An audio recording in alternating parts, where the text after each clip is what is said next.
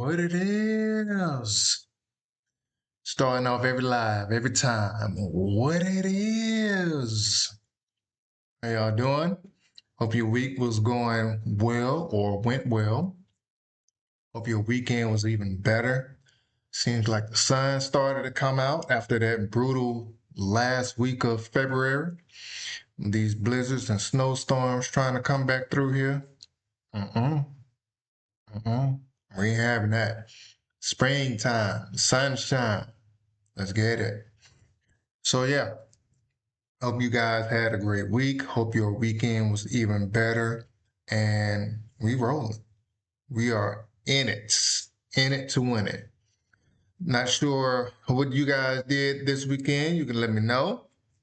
Just chilled, relaxed, got out with the fam, got out with by yourself, got something good to eat, all that good stuff. You can let me know if you want to. But it's been an eventful week. And we got a lot going on in the news and entertainment. So gonna go ahead and jump right into it. We got a show for you today. We're gonna start it off with these teenagers in this what do they call this? Takeover week or takeover day or something like that in Atlanta near the Brave Stadium, the Battery. So man, I don't know what they had going on, or if this is some kind of continuous thing that these teenagers got going on. But Atlanta PD, Cobb PD, they weren't having that. So let's go ahead and get into it. Cobb County leaders say they're ready to respond if another teen takeover happens this weekend.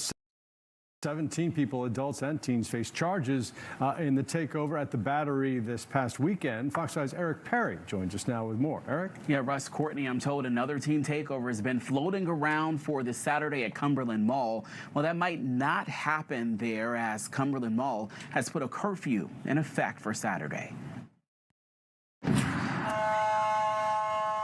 Teen trouble at the Battery in Cobb County over the weekend as over 100 teens took to the space in what was being promoted as a teen takeover. Cobb PD was tracking the event and had briefed me on it prior to the event happening, which is why we were able to respond and have the presence that we had. Cobb County Commissioner Eric Allen represents the area. He says the swift response was because they were ready. Our cameras were there as a sea of lights flooded that area. Cobb County Police confirm 8 adults face charges of inciting a riot, obstruction, and loitering. 2 juveniles were arrested on gun and drug charges. 7 other juveniles face theft, loitering, obstruction, and hit-and-run charges. We did not come in and try to shut anything down. We just were there to make sure that there was order, there was safety, and once those things became into question, our Cobb Police, Smyrna Police, Georgia State Patrol, Cobb Sheriff's Office all coordinated and made sure they restored order and asked the young people to leave. Allen says there are constructive, not destructive things for teens to do. This advice comes as another takeover has been floating around social media for Cumberland Mall this weekend. And it's not specific to Cobb. This video from late December of hundreds of teens taking over Atlantic Station. Going and creating destruction and causing chaos is not a fun activity.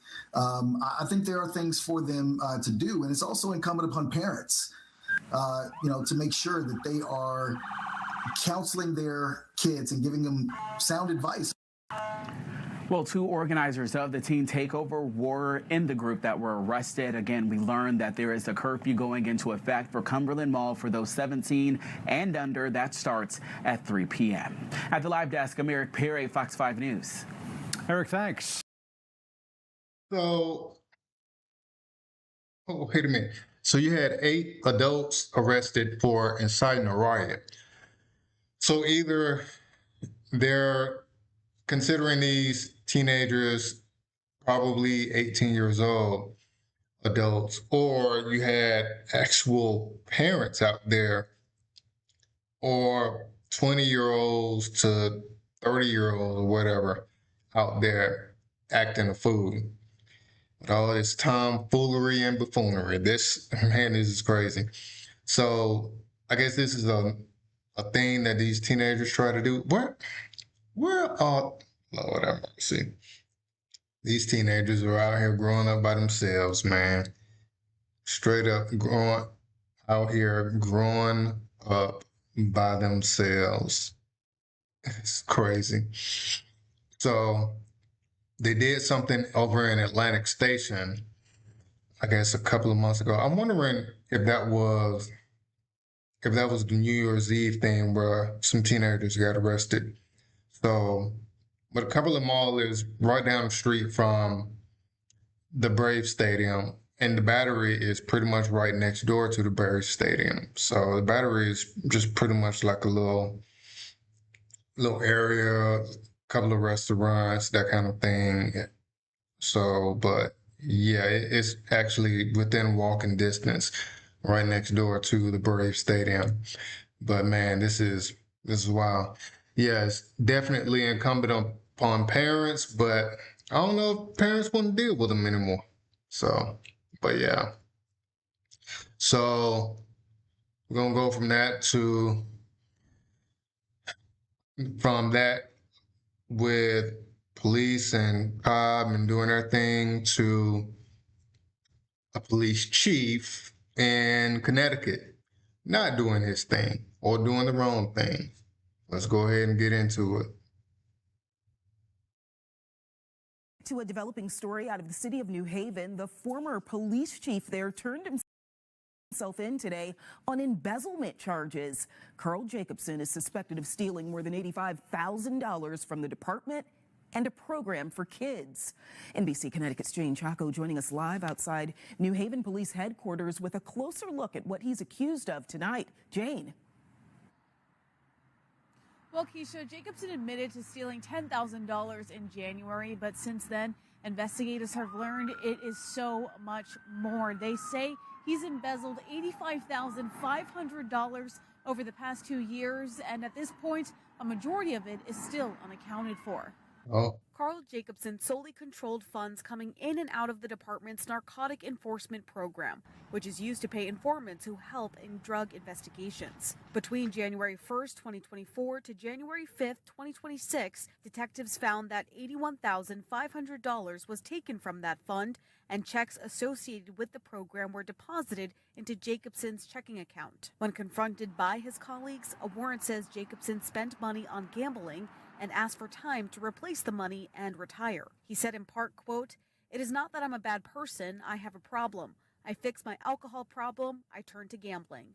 I don't know why, it just got worse recently." Investigators also found that Jacobson embezzled $4,000 from the New Haven Police Activity League, which gets kids involved in sports. The warrant says Jacobson gave back the money and called the league's executive director saying, quote, "He was sorry for letting the police department down, letting him down, and letting Pal down." To take funds from the Police Athletic League, that was even more disheartening. Leonard Jihad works with kids and teens through his organization, Connecticut Violence Intervention Program. He's also worked with Jacobson over the years. We did some phenomenal work in the community, great advocate for community policing.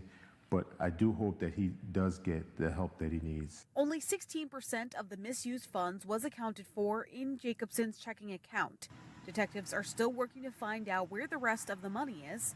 New Haven's mayor says Jacobson should be held accountable. But I think beyond the theft, the damage of trust that the community had in someone that had a lot of power and influence. Yeah, a lot of power and influence. You're pretty much at the, well, not even pretty much, well, pretty much, yeah. You're pretty much at the top of the food chain being chief. Only person really above you is the mayor. So, but I'm wondering, why wasn't the mayor and his staff or her staff given access to the funds rather than the police chief? I don't know. So maybe it was I don't know, maybe it was a law enforcement kind of fund, or I'm thinking you're involving kids, then that's supposed to be something that's, citywide or local or something, and not necessarily going through the police department. But I don't know. Jacobson was charged with 2 counts of larceny in the first degree by defrauding a public community. He was released after posting a $150,000 bond and is due in court on March 6th.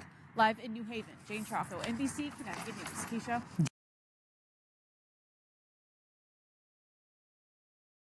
$150,000 bond. Ooh, doggy. Ooh, wee. And now they don't normally pay 150 grand. They normally pay, well, here in Georgia, it may be different for every county, but you pay, I think, 10%, which in his case would be 15 grand. But then you pay, additional fees on top of that, which is normally like somewhere around another 3%. So what's that? 3%, 15, 150 grand, one for another 4,500. So tacked on to the 15 grand, so it's 19,500. Man, that's a lot of money. And he did it, unless he used his property as a bond where he didn't have the cash. But they say only 16% was accounted for, and that's wild. So we'll go from one police chief, and I raise you several police officers. Over in Toronto, looks like they got a little bit of corruption going on inside the police department over there. So let's go ahead and check this out.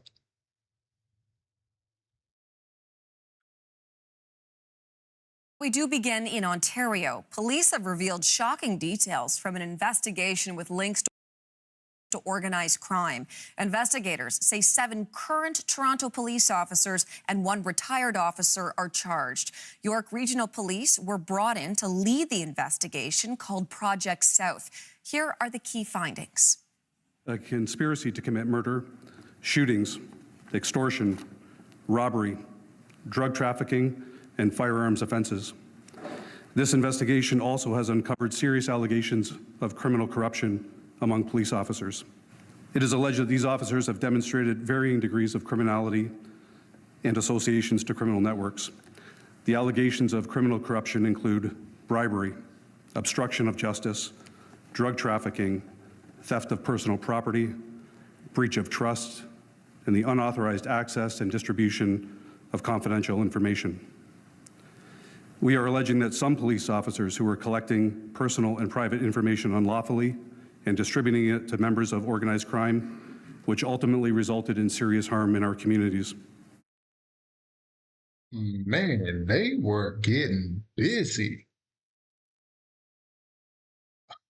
Wow. Conspiring with organized criminals, drug trafficking, attempted murder. Did I hear that? Man, I don't know if I've blatantly seen anything like this. The CBC's Michelle Song was at the police news conference and joins us now from Aurora, Ontario with more. So Michelle, what else stood out from this news conference with police?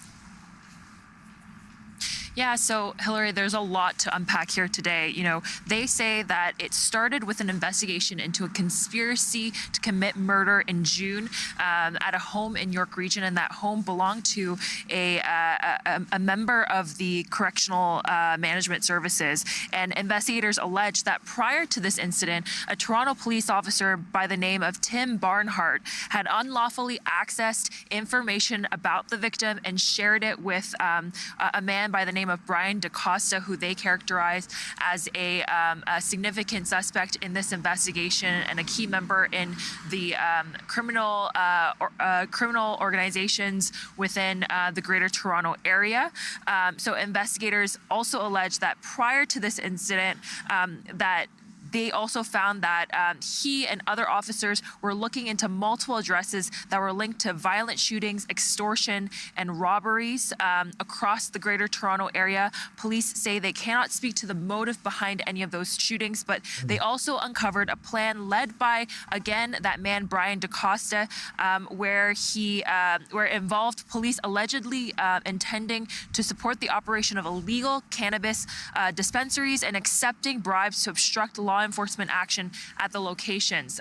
Police say that some of the accused officers also participated in drug trafficking themselves. 4 officers, again, face bribery charges in connection to this operation. 3 Toronto officers face charges related to trafficking of cocaine, and investigators working on this investigation also arrested numerous suspects who face charges involving commercial drug trafficking. Hillary. Okay, Michelle. Wow. I just don't understand how cocaine is still so popular. It almost seems like cocaine has been around for 100 years on the streets. I just don't. I don't understand why this hasn't phased out like anything else. I just don't get it, man. And then police at that. I remember talking to this one inmate. Can't remember what he was arrested for, but we were just having a conversation.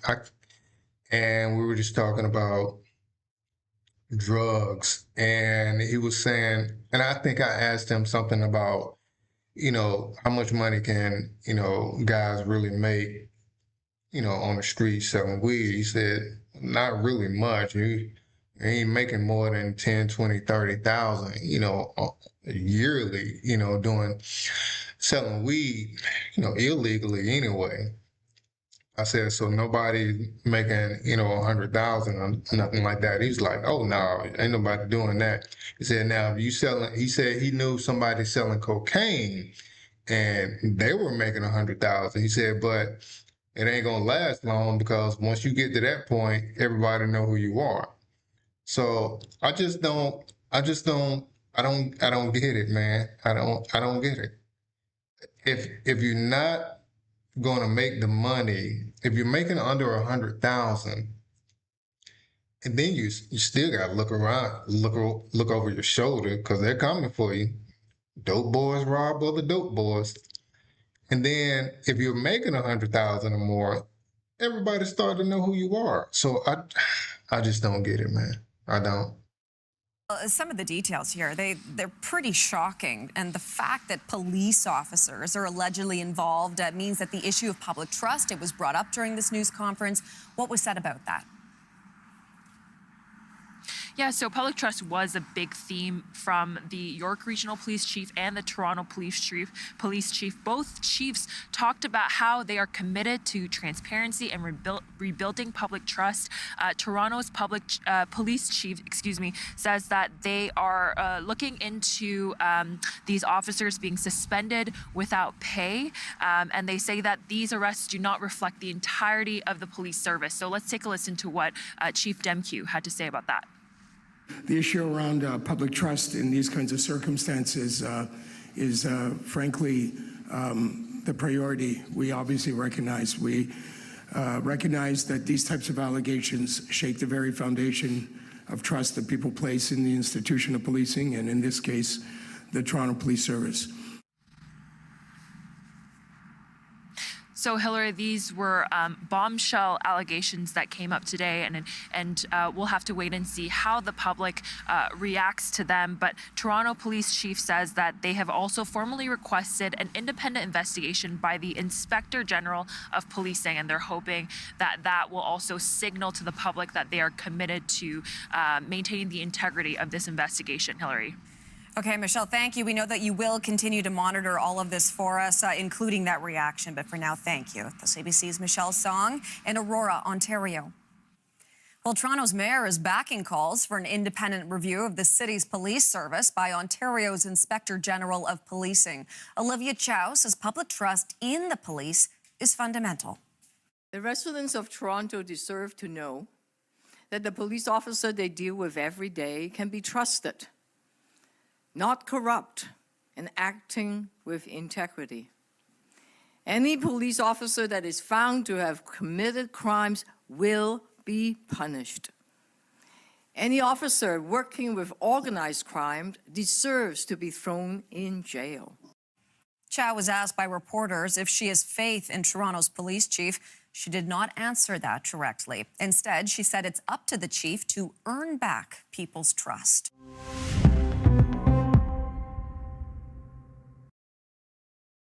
Yeah, they're gonna, man, that's gonna be, it's gonna be something. I wonder if any of this has anything to do with the former Olympian who was just arrested by the FBI for drug trafficking, and he was from Toronto, or so.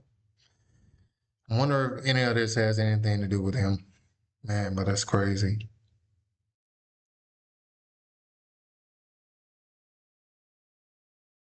So now we got this next guy, and he wasn't even doing any drug trafficking, but he was doing something illegal. But he made some money, and I just don't, yeah, this is another one I don't really get, but we're going to look into it, though. Orange County man charged with running a multi-million-dollar Ponzi scheme posted $1 million bond earlier today. The Justice Department says Christopher Delgado stole more than $328 million, but instead of investing it in cryptocurrency, he pocketed the money. And only we were there to ask him about it as he left the federal courthouse. Mr. Delgado, West 2 Investigates. Can we talk to you about the charge against you? West 2 News was the only news organization outside the federal courthouse as Christopher Delgado left the building. An ankle monitor now installed to track his whereabouts pending trial. You can contact my counsel. Investigators say he masterminded a classic Ponzi scheme. They shake you to your core because you're investing on trust. Jordan Shaw and his law firm represent several people suing Goliath Ventures, a company run by Delgado. Investigators from the IRS arrested him yesterday. He's accused of defrauding investors who thought they were putting their money in a cryptocurrency liquidity pool. I wonder if he had this gold hair when they were giving him money. Man, there's no way. There's just no way. Man, yeah. Man. We're supposed to be a guaranteed return every month. And to their credit, Goliath was fairly consistent in at least showing profits to its participants. Investigators say that pulled in at least $328 million. But the criminal complaint against Delgado says he put little, if any, of the cash into the liquidity pool. Instead, quote, Goliath used investor funds to pay phony returns to earlier investors. A classic Ponzi scheme. He also bought properties, including a house in Winter Park with the front doormat that reads Delgado. And the IRS says he paid $8.5 million for a home in Isleworth that records show used to belong to Bob Ward. He's the well-known developer now in prison after being convicted of manslaughter for killing his wife. Everything unraveled last year when the value of cryptocurrencies tanked and investors tried but couldn't get their money back. One of Shaw's clients invested millions and got others to invest too. Almost all of his net worth was wrapped up in this business. And now not only is he suffering tremendously on a financial perspective, but his friends, family, colleagues are kind of blaming him. Have a blessed day. Meanwhile, Delgado left the federal courthouse Wednesday in a Rolls-Royce. We still got the money, though. He still got the money. Oh, nice one, too. White with the black rims. And white on black looks really good when you're rolling in it. Looks really good. Gets dirty quick, though. Man, gets dirty real quick. Wow. I reached out to Delgado's attorney, who says they have no comment at this time. Delgado also surrendered his passport and has to identify and retrieve financial assets in banks in the U.S. and outside the country. By the way, Delgado took a stab at politics a few years back. He ran for Orange County Commission District 2 in 2022, collecting more than 5,000 votes. He finished third to Commissioner Christine Moore. He was trying to get all y'all money. He was trying to get all the money. Man.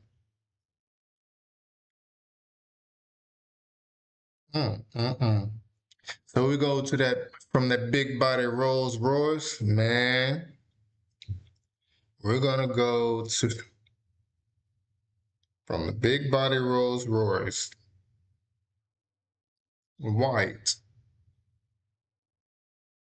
to a white minivan. Here we go.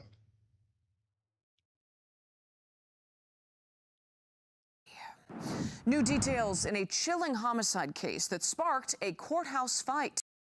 33-year-old Montoya Perry will stay behind bars after allegedly killing an Uber Eats driver. Our Sharday Gray live for us now at the Layton Criminal Courthouse. And Sharday, the scuffle between the victim and the suspect's families, I understand it happened after the hearing? Exactly, Marie. And tensions swelled quickly after the judge detained 33-year-old Montoya Perry. Her family walked in front of the victim's family. Words were exchanged by both family members, and that's when things got out of hand. These are the moments after Montoya Perry's family got into a fight with Daniel Figueroa's family. We saw two people were put in handcuffs, but it's unclear if anyone was charged. Things were said in the courtroom by the other family, and I mean, they reacted. That's all I'm going to be able to say right now, because I'm not sure what's happening. Yeah, it was happened so fast. In court, both families learned new details about what led up to 28-year-old Daniel Figueroa's death. Assistant State's Attorney says the victim was working for Uber Eats and was delivering food to a doctor at Loretto Hospital. He went inside, and as he did, 3 people, including Perry, were seen on surveillance cameras walking down Flournoy, and attorneys say Perry opened the driver's side door. Detectives say Figueroa saw the trio get into his van. He ran and tried to open the passenger side door. That's when they say she accelerated. He fell to the ground, and she ran over him with the rear passenger tire. The entire incident was caught on surveillance video. When Perry was arrested, she was wearing the same brown coat with pink sweatpants as she was seen in the surveillance video. I'm pretty numb still. I introduced to you the YRs. You already know who the YNs are. You know what it stands for. You know what they look like. Now we have the YRs. I'll call them the young ratchets.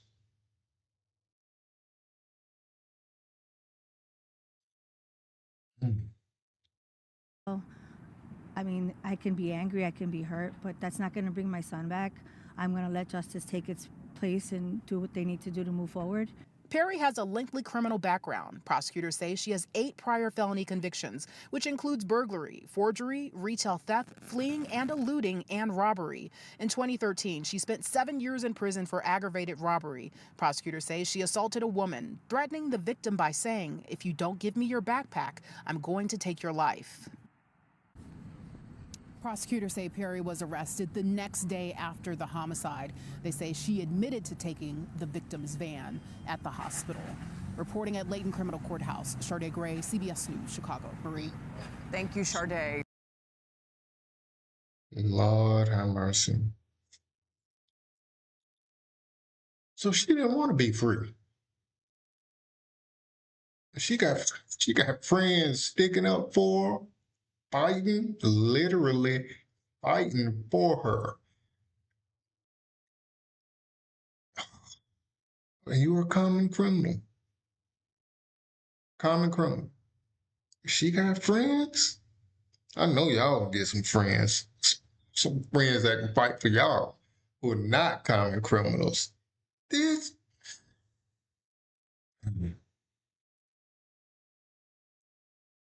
Just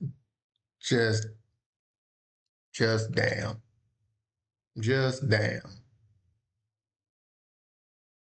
All right, so we're gonna break the monotony a little bit and get into a little positivity, get into a little bit of comedy. So we got Shannon and Ocho and ISO Joe. Man, these guys here, this was pretty funny.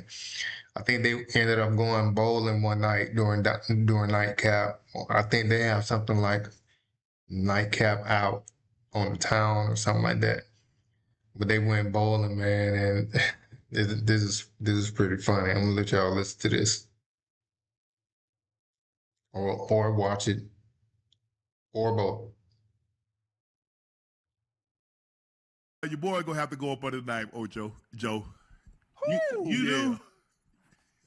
Damn. I got no, I'm good. I got a partial tear of my my medial meniscus. Oh man. That's in, hey, that's in your, hey, that's in your knee, huh? Right here. Dang. Are you sure you need surgery? I got to go see the orthopedic. I got an MRI yesterday, and they gave. What they said? I already said? know I'm bone on the lateral. With Right. arthritis, severe arthritis, but I got a medial. I got a slight tear. I still got some cartilage in the medial Right. side. So I'm gonna see what they're gonna do. They're gonna go in there and cut and snip, or they gonna what else? What are they gonna do? Are they gonna do a complete repair, or do they cut and snip? So Man, you trying to catch up with your boy under that knife? Damn. Oh, I might have been bowling. Oh, so you did it when you were bowling? Oh man, good Man, thing. why Unc sit like that? Man, why you think I'm sitting like that? My ish was on fire. Okay. And then, because think about it, we did all that in one day, and then all that standing for Netflix. Yeah. Yeah. That thing swole up on you the next day. It didn't swell. It didn't was swell. sore. But I just noticed, I was like, well, damn.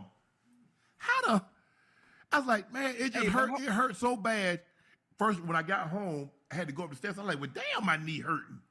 But I was like, you know what? Hey, I've been on the plane. I've been standing. I just flew 6 hours back cross country. I was like, I'll be all right in the morning. And boy, I tried to come down the steps. Man, I was like my dog. I was scooting down the step. 1, 2, 3. Hold on. I got a question, though, right? Now, health is what's most important. But does this mean we're not doing nightcap outside no more? We are. We just we just had to, take a couple of days off. I'll be back better than ever. And I was just getting into a swing of thing. I'm doing my cardio. I'm getting 6 hours of cardio a week. I was like, I was feeling so good. Yeah. Man. Damn. Ocho, that's it. But I knew something was wrong. I told myself, I said, I'm getting an MRI. She said, what's wrong? She said, probably just, I said, nah, maybe something wrong. I said, I think I tore my meniscus. She said, how? I said, I don't want to tell you. Hey, hold on. Hey, when we had them injuries, we be knowing. Yeah. Because boy, let me tell y'all something. When I tore out, when I blew out this patella tendon, yeah, you know what happened? I got right on the plane, so you know. Oh, swole. Oh my goodness, Joe. It swell up. But when I got home, my lady told me, I was like, "Oh, you gonna be all right? Put some ice on it." Then I'm steady telling her, I'm like, "Man, listen, let me tell you something. This thing here ain't right. I ain't never felt like this." Did it? Yeah, those tenders are no joke, man. He said he tore his, man. I remember in my, was it my wrist? I think I might have had a tear or partial something. Something happened with my wrist. I don't know if I broke my wrist or something with a tendon, but it just kept hurting, and it wouldn't stop. Man, anytime I put my hand up against the wall, oh man, if I was trying to break my fall, that was the worst. So I ended up going to the doctor, and they ended up giving me a cortisone shot. Ooh, Oh my Lord. That needle was so long. And this lady stuck this thing in my wrist with no problem. I then put me to sleep. I think she put some alcohol on there.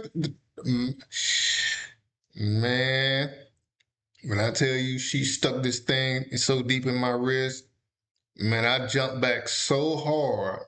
I was like, what was that? Because it was fine all going in, but she got to a point where she touched something and that crap hurt so bad. She said she hit a nerve. I said, nah, that's it there. She said, okay, I'm done. Ooh, that sucker hurt though. Good gracious. I cannot imagine how these football players are getting these cortisone shots in their ankles and knees on a regular basis. There's no way. Did it roll up, Joe? Did it roll up your quad? Yeah, it rolled not all the way, but it rolled up enough to where, like, if I'm sitting straight, I couldn't lift my leg at all. Yeah. You know what I mean? I could still walk, and I could tell because I'm walking the stairs. I'm like, every week it kind of kept getting better, but I'm like, right. Hell, I can't. It wasn't good enough to be out there doing no moving and cutting. No. I can tell you that. So I went on, got that MRI, and it was a wrap. Man, you just about getting up, going to the bathroom, Ocho, because once that thing be done, boy, I was like, Lord have mercy. I said, I need to lay some plastic down. I should just pee in the bed. It's my bed. Hey, Man. with this patella, boy, it'll have you thinking every real. I'm like, ooh, Lord. I mean, I really truly try to stop. Because, Chad, y'all know I used to drink tea. I mean, I used to drink, man, I try to stop drinking water by 5 o'clock. Yeah. I eat at 7:30, just eat a plate of food and no water. No drink, no nothing. So you ain't got to get up, huh?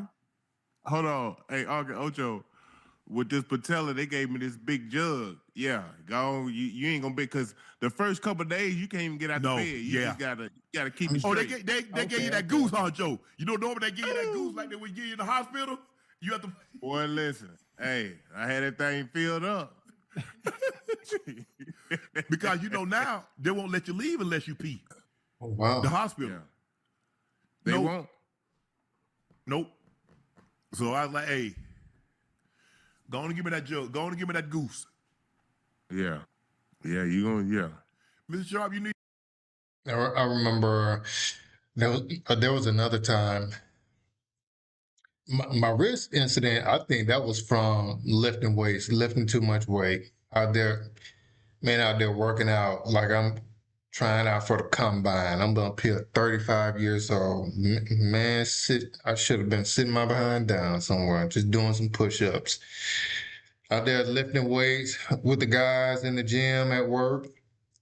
And then one day, I ended up messing my back up. Went to the doctor, and I had a herniated disc. When I tell you, I didn't feel like moving. I could barely move out the bed. It was almost, they were giving me the 800 milligram ibuprofen. It wasn't working. Ooh, you talking about some prayer? Oh, I was a praying soul that time.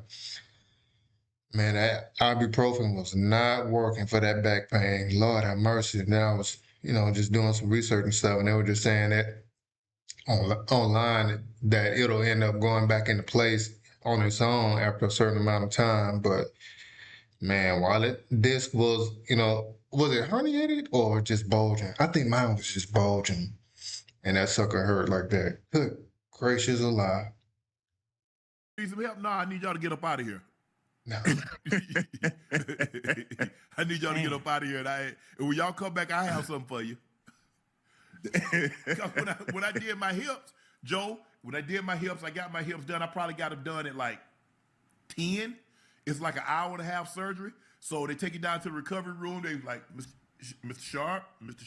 Right. I can hear Shannon. I look. I said, yeah. I said, it's over with. She's like, yeah, your surgery done. You did well, Mr. Sharp.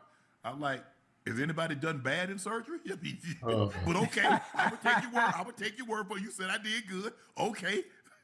It's like with Mr. Sharp. I mean, as soon as you can get up and walk, you got to walk up and down a flight of stairs. 3 times, walk down the hall, and we'll let you go. I said, excuse me? It's like, yeah, if you walk up and down the hall and a flight of stairs a couple of times, we'll let you go. I said, Shirley, help me get up. Man. I said, help me get up. You ready to go? Yeah, I'm getting up out of here. Go, huh? Absolutely. That was tough though, wasn't it? What? Joe, man. And the doctor told me, he said, Mr. Sharp, he said, you're not going to feel any pain. He said, the only pain you're going to feel is where we actually went in. Because they go in, take the ball out. You got a ball, like a big gumball. They take it out. Yeah. It's like, Mr. Sharp, do you want it? I'm like, what the hell am I going to do with it? I mean, it ain't no trophy to me, Joe. It ain't no trophy. Right. Man, throw that ish away. So, man, I got up there. Shirley helped me down. Whoop, whoop. I walked up and down the face. She's like, slow down. You're going to fall. I said, man, please. I need to get up out of here. I walked up and down. Hey, I'm like, Doc, y'all looking? That's like, it was like, Mr. Sharp, but they won't let you walk out of the hospital. They put you in a wheelchair. Because we got, they got nothing to fall on their watches and own the hospital. So they put me in a wheelchair, walk me to the thing. Man, I jumped in there so quick. They're like, then, they give you all these instructions, no driving, no operating, no heavy machinery, blah, blah, blah. Yeah. But 3 days I was driving, drove myself to rehab. Hey, hold on though. When that numbing stuff wore off, how was you out there? You had to take like pain medicine everywhere. No. Well, what happened was, Joe and Ocho, they gave me something that I had an allergic reaction to. So I ended up having to get rushed to UCLA Medical Clinic. I'm just breaking this news to y'all. Y'all didn't know this, so I'm glad there nobody see me. But I had to go because I had an allergic reaction. Hives everywhere, face swollen. Damn. I'm talking about everywhere. I'm talking about arms, torso, all down my back, and my throat started to close. So I had an allergic reaction. They don't know what. They said, well, with Mr. Sharp, we would literally have to give you some of everything that we gave you to find out what the reaction to. So they would literally have to stick me, wait 10 minutes to see if that caused it, stick me. I said, oh, hell no, I'm good. We'll figure it out. I said, just give me. Guess what? Go back, have the other one done. The same reaction. What? Yup. The exact same reaction. Man. Damn, but y'all boy, like little pin cushions, boy. God, hey, chill. I'm just saying. Chill. This is a sensitive subject, bro. This is sensitive. I know. I feel you. I commend you. Joe, they talk about you put belt in the knee. Belt. Oh man, come on, man. Hey, come on now. Come on. But hey, once I get this thing back, rematch. It's on. Hold on. How long you talking? It all depends. How long you down? It all depends on what they do. I mean, it could be 3 to 4 weeks. It could be 3 to 6 months. Damn. Hey, listen. Let's stick to like some shooting pool, throwing. Man, shooting pool. Hey, Boy, hey, I'm Efren Reyes and Earl Strickland. You don't want none of this in the pool. Here y'all go. Here you go. Hey. Man, y'all don't want none of Slim. Oh, Georgia Slim. Y'all heard of Minnesota fans. Oh, Georgia Slim. Bye. Hey, listen. Y'all know what's going on. Yeah, but hey, man, look here. Like I said, I was like, man, cause my homeboy Bucket, man, that joker done had both knees replaced. He had back, man, my homeboy messed up. And like the last 2 years, he done had neck surgery, back surgery, and both knees replaced. Damn. Jesus. Hey man, we gotta get y'all back moving. Get y'all back moving. Look here. I was a triple jumper. I was a long jumper. Hey, like I said, there are some times I went out there on the football field. I ain't have no damn business out there. The way I was feeling, Joe, I ain't have no business out there. I know that. So that's why it's hard for me to have sympathy for guys. Look, I'm gonna go out there. I got to. I know my teammates counting on me, and I know it's a finite period of time in which I got to be great at this. Because once it's over, and that's why when I was able to walk away, Joe Ocho, I was in such peace. Because I know I left it. Everything I had, I left it on that field. I left it. I left no stone unturned as far as my eating, as far as my training, as far as my rest, as far as the way I met, the practice. I left nothing. That game, I didn't owe the game nothing, and the game didn't owe me nothing. Now, the game took a lot from me, but it gave me a lot too. Yeah. Right. It gave me a lot. Absolutely. Absolutely. But hey, knock on wood, Ocho. You ain't had no surgery. You are damn near 50 years old and ain't had no surgeries. I'm 58. I'm 58. Man, get the hell out. Yeah, Joe, that's an asterisk, man. I was hurt. That's an asterisk. Yeah. The game was so if that's the case, I would hurt too. Then. Joe, man, I told my meniscus like the third frame. We was right there, Joe. We was neck and neck. Chat, go back and look at it. Uncle Ocho, can I talk to Chat? Chat, I need y'all to chime in on this, man. It wasn't even close, for them to be coming up with all these excuses. Yeah, I know you. I know how you get down, brother. I'm saying that what Unc said he was hurt. Unc said he was hurt. That's why he lost to you. Yeah, I know. What was wrong with you? Oh, I don't bowl. That's not something I do. Nothing. I don't bowl and I don't golf. So I'm doing things that you guys are familiar with. So therefore, I ain't nobody bowling damn near 20 years. Who? Me. I think the last time I bowled with the kids, it had to be like 2000. Hey, don't start that. You talk about you got your own. I got 4 bowling balls. Man, hey, listen. Y'all athletes though. Y'all athletes, man. Y'all supposed to be able to adapt quick. Y'all supposed to be able to pick stuff up. Looking at the other one, you couldn't tell he was an athlete. Who? Actually, I'm the best athlete out of us 3. Huh? You might be. I'm the best athlete out of us 3. I just it was one of those days where I was like Cade. Nah, that ain't had nothing to do with it. Hey, Joe. I was like Cade Cunningham the other night. I just we know what I can do. I just ain't show up that day. But you know what? I'm gonna be right back here. We're gonna be right back here. I will see how y'all talking when y'all 58. Hey. 82% of the chat. I appreciate y'all chat. They said that it's not an asterisk, Unc. I'm sorry. Joe, stop reading the comments. It's an asterisk on it. Yeah. Cause I told you I'm with the people, so I got to be in tune with what's going on. No, Ocho. I mean, the thing is, like, you go to guys used to have bowling things, and so you go to the bowling thing, you can get a bowling ball. It's like, okay, you get shoes or you get a bowling ball. So, hey, I get a bowling ball made. Right. We used to have bowling tournaments at the Broncos. That was, we have offense against defense. Yeah, a bowling ball made. Even here in Atlanta, we had events at bowling alleys. Ocho, what y'all were doing in Cincinnati? Nothing. What kind of events? I mean, Joe, I can't recall us ever doing no bowling, Joe. I'm to be honest with you. Man, we went to the movie. We went to the movies. We like after practice, OT doing OTAs or something. We always go to the movies. It'd be about 12 guys in the movie.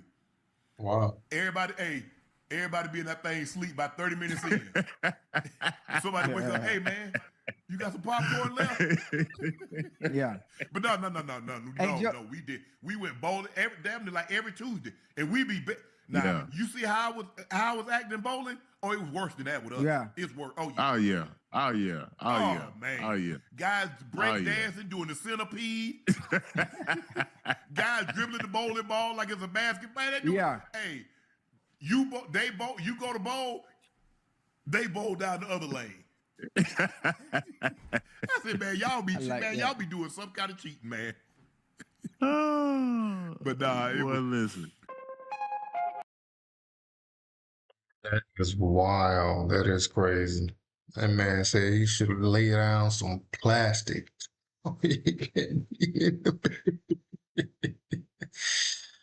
Oh boy. That was funny. All right, we're gonna roll on to the last segment of the show. We got Netflix bowing out of the race. I thought this was over with. I really thought this was over with Netflix and Paramount and Warner Brothers, but apparently not. So let's go ahead and take a look.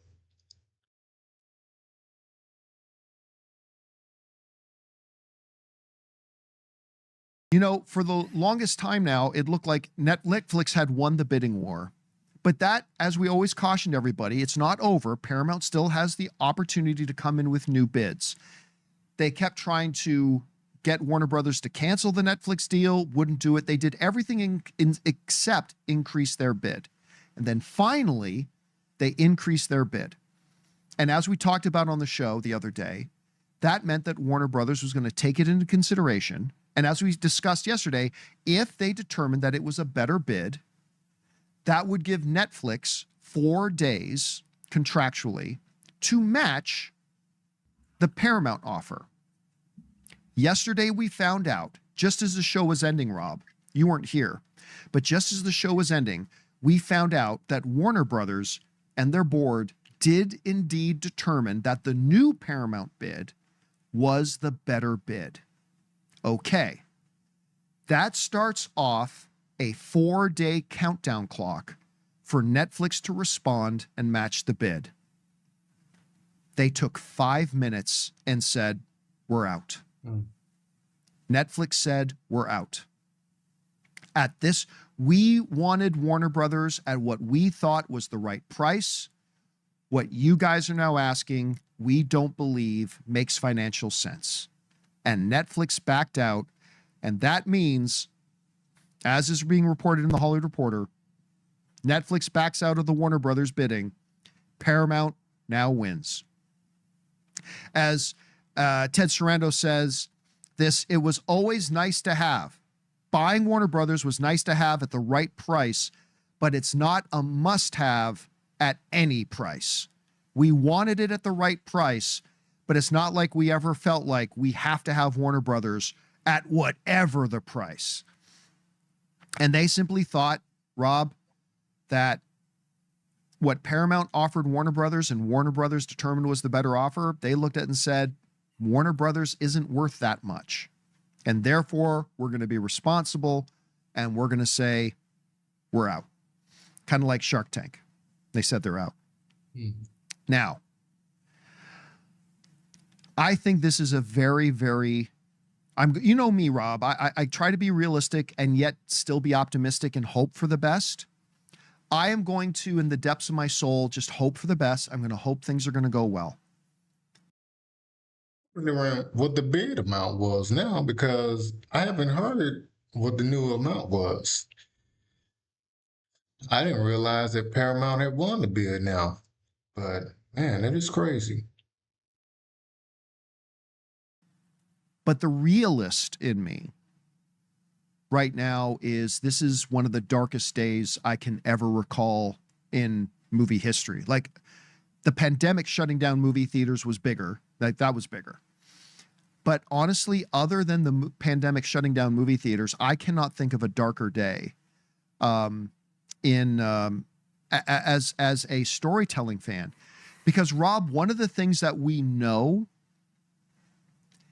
this back in October. Paramount announced back in October that their plans for HBO, the most celebrated name in all of televised entertainment, the most decorated, the most award-winning, the cream of the crop, the best of the best, the gold standard when it comes to producing the greatest television. Paramount's plan is to close HBO down and absorb it into Paramount Plus. That's been confirmed again. Interestingly enough, Ellison plans to merge HBO Max into the existing Paramount Plus streaming platform, so HBO Max will be no more, creating one service featuring the libraries of both companies to make Paramount Plus, this is from Paramount, to make Paramount Plus more compelling for subscribers. Rob, they're killing the greatest name in television entertainment history in HBO Max. Netflix was, of course, going to leave HBO Max alone to operate independently and keep doing their thing, and they're shutting down HBO Max. A couple of other things that we've learned in these reports. According to Bloomberg, Paramount intends to keep the executive officers and controlling, sorry, I lost my place. and the controlling department presidents in place, which means Mike DeLuca, Pam Abdy, Casey Bloys, James Gunn, and Peter Safran.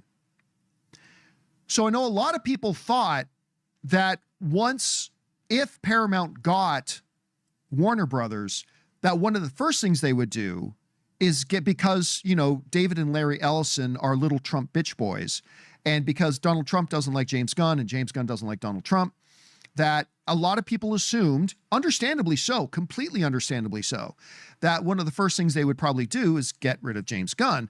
Apparently, in a statement they have now put out, again, this coming from Bloomberg, they plan to keep DeLuca, Abdy, Bloys, who is the head of HBO Max, so I guess they're going to just bring him over to Paramount, and James Gunn and Peter Safran.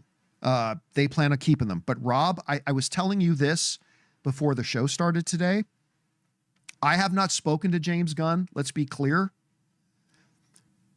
It's going to take about 8 months to a year for this deal to finalize. It's going to take about 8 months to a year. Sometime before the end of the year, I 100% guarantee. Again, I haven't spoken to James Gunn. I'm just telling you what I think. But I am 100% sure that before the end of the year, James Gunn is going to go to David Zaslav and say, it's been nice, but there's no way I'm working for those guys. So can you please let me out of my contract? And I think David Zaslav will let him out of his contract. And then I think he's going to end up back at Marvel, and he will become Kevin Feige's heir apparent to take over Marvel after Kevin Feige finally goes. That's what I think is going to. Yeah, I think I did hear that Kevin Feige was going to end up leaving Marvel soon. Man. James Gunn, I'm not a big fan of the Superman he just did. But, I mean, I think it was catered more towards kids, young adults, very young adults. But, yeah, it just wasn't my style. I think it did pretty well at the theaters. It just wasn't my style. Going to happen. That's the roadmap that I see happening here. But there is no way I just can't imagine a scenario that James Gunn, because we all know how James Gunn feels about Donald Trump. Whether you think he's right to feel that way or whether you think he's wrong to feel that way, we all know how James Gunn feels about Donald Trump, and Ellisons are Donald Trump's little fuck toys. So I just don't see any reality in which James Gunn stays. He's going to quit. He's I just can't see him staying. He's going to quit. And then just like when he left Disney, every single other studio is going to line up to offer him whatever job he wants. But I just don't see him staying, despite the fact that Paramount is saying they're going to keep him. We already know, Rob, that this is going to lead to Paramount has already announced they're going to do $6 billion in cuts. $6 billion in cuts. Not $6 million in cuts, not $60 million in cuts, not $600 million in cuts. They're going to do 10 times $600 million in cuts. And so a lot of people, obviously, at Warner Brothers, are going to lose their jobs. HBO Max is disappearing. It's going to be absorbed into Paramount. Whether DeLuca and Abdy stay, I don't know. Rob, I was talking to a friend of ours today, and they had a really interesting thought.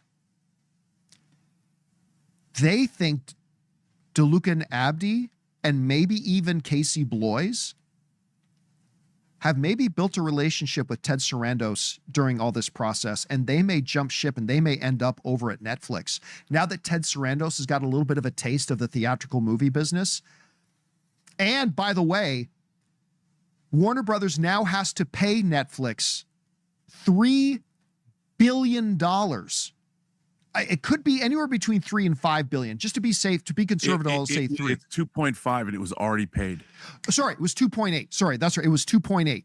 And I thought it was Paramount that has to pay Netflix. That's it. Paramount has to play. No, sorry, not Paramount. Warner Brothers has to pay the breakup fee. Because, no, but I think it's being reported on Deadline that Paramount. Paramount will give Warner Brothers the money to pay them, but the contract is between Netflix and Warner Brothers. So Netflix now gets a $2-point-something billion breakup fee, and they're going to use that money to probably hire DeLuca and Abdy And boy, again, we're not saying that will happen, but that is the one theory that my buddy floated, and I think that's probably not a bad theory. Yeah. And Rob, again, the thing that is really disheartening to me is By that the way, Paramount had to pay Warner Brothers termination fee. Paramount paid that. Warner Brothers didn't. Paramount had to pay. Well, that's because Paramount made it a part of their offer that they would cover any. So again, it's Warner Brothers that has to pay it, but Paramount is going to cover it. Yeah, so, and they've already done it. Yeah, and so that's been done now. So they're going to use that money, probably take them out. And again, one of the really, really, really big things, aside obviously from the disappearance of HBO, is, Ellison, the deal to buy Paramount got finalized, got accepted in the summer of 2024. He took over the reign. They closed the deal and did the final after it cleared all the dotting the I's, crossing the T's. It was back in the summer of 2025 that even though they officially bought it in the middle of 2024, David Ellison didn't take over the CEO office until the middle of 2025. In 6-7 months, they haven't done anything other than a very shrewd business move, getting UFC onto Paramount Plus. I think it was an expensive move, but I think that was a good move. I do. But they have done nothing. We don't know anything. They have had 6-7 months to make announcements and whatever. They have the weakest slate of the year this year coming out. Oh, wow. We haven't seen that they can even run Paramount. Right. Let alone run Paramount and Warner Brothers. And so, to me, this is an incredibly dark day. Anyway, Rob, I've set the stage. I went through all the details. What's your impression of all this? What's your response to all of it? Yeah, so that's interesting that they have to have a breakup fee paid to Netflix, because I thought the deal was done. So maybe the deal actually was done, and then Warner Brothers, I guess, maybe got a little bit of greed and said, well, hey, Paramount is offering so much more, so we're gonna, end this contract. So, but yeah, wow. All right, well, that's all I got for you guys today. Appreciate you locking in, tuning in. Man, it's been a night, it's been a week, it's been a weekend. Thank you for coming in, liking, subscribing, sharing, commenting. We're going to keep it rolling. 3 million subscribers. Loaded.